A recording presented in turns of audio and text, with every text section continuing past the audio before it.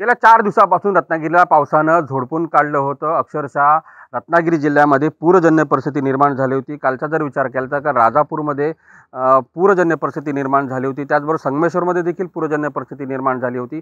मात्र आता ही पूरजन्य परिस्थिती नियंत्रणामध्ये आलेली आहे. मात्र गेल्या 24 तासाचा जर विचार केला तर गेल्या 24 तासामध्ये जवळपास 3.5 लाखाचं नुकसान हे जिल्ह्यामध्ये झालेलं आहे. मात्र एकंदरीत पाहिलं तर आज सकाळपासून पावसानं काहीशी विश्रांती घेतलेली आहे.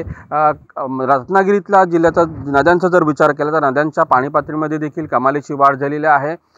राजापूरमधील कोदवली नदी ही इशारा पातळीवर वाहते आहे. त्याचबरोबर खेडमधील जगबुडी नदी देखील ही इशारा पातळीवर वाहते आहे. आज देखील रत्नागिरी जिल्ह्याला ऑरेंज अलर्टचा इशारा देण्यात आलेला आहे आणि आज मुसळधार पाऊस पडेल असं देखील हवामान खात्यानं म्हटलेलं आहे. अमोल कले, साम टीव्ही, रत्नागिरी.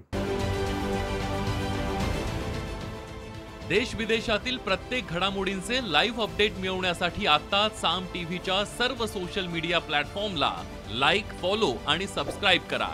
तसंच सर्व नोटिफिकेशनसाठी बेल आयकॉन प्रेस करायला विसरू नका.